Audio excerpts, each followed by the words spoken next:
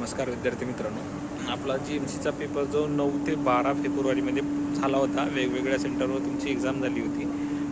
तर त्याची आन्सर की आलेली आहे, म्हणजे रिस्पॉन्स शीट आलेली आहे. तर तुम्हाला तुमचे चुकीचे बरोबर आन्सर किंवा सोडून दिलेले तुम्ही आन्सर ते बघता येतात. निगेटिव्ह नसल्यामुळे भरपूर जणांनी क्वेश्चन तर सोडून दिले नसतीलच, टिक केला असेल कोणता ना कोणता.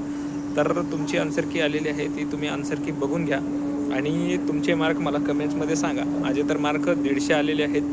तुमचे किती आलेले आहेत तुम्ही काढू शकता. सेक्शन वाईज तुमचे मार्क काढा, बघा आणि मला कमेंट्समध्ये सांगा. कट ऑफ 160+ तर जाईलच कुठला पण.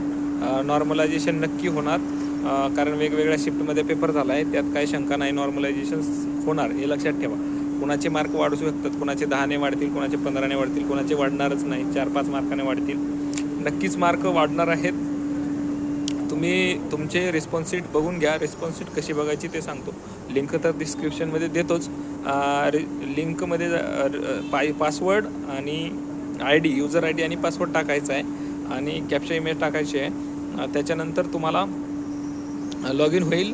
त्याच्यावर यस ओके क्लिक करायचं आहे. नंतर select post application post select करायचं आहे आणि त्याच्यामध्ये 3 ऑप्शन दिसतील. मिडल ऑप्शनला कॅन्डिडेट रिस्पॉन्स शीट म्हणून ऑप्शन आहे, त्याच्यावरती क्लिक करायचं आहे. तिथं आयसाईट लोगो दिसेल, त्या लोगोवरती क्लिक करायचं आहे. त्या लोगोवरती क्लिक केल्यानंतर तुम्हाला तुमची रिस्पॉन्स शीट दिसणार आहे.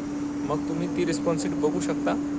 आणि GMCचं ज्यांनी कॉलेजच्या एक्झाम, जे कॉलेजमध्ये जागा होत्या, थोड्या जागा होत्या, त्याच्यासाठी ज्यांनी अप्लाय केलं आहे त्यांच्यासाठी ही चांगली संधी आहे की हे पेपर तुम्ही बघून घेऊ शकता. तुमची एक्झाम नेक्स्ट वीक किंवा 15 ते 20 दिवसात तुमची नेक्स्ट एक्झाम येईल.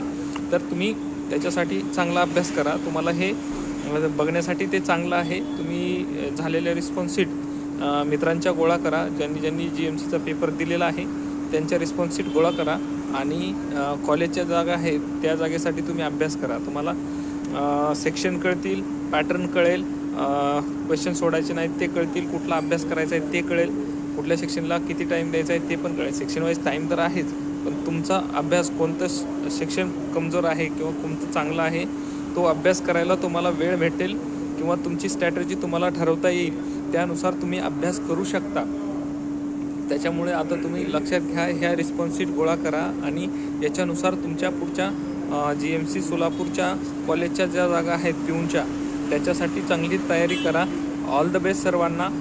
रिस्पॉन्स शीट बघा, तुमचे मार्क मला सांगा. चला, थँक्यू. Thanks for watching.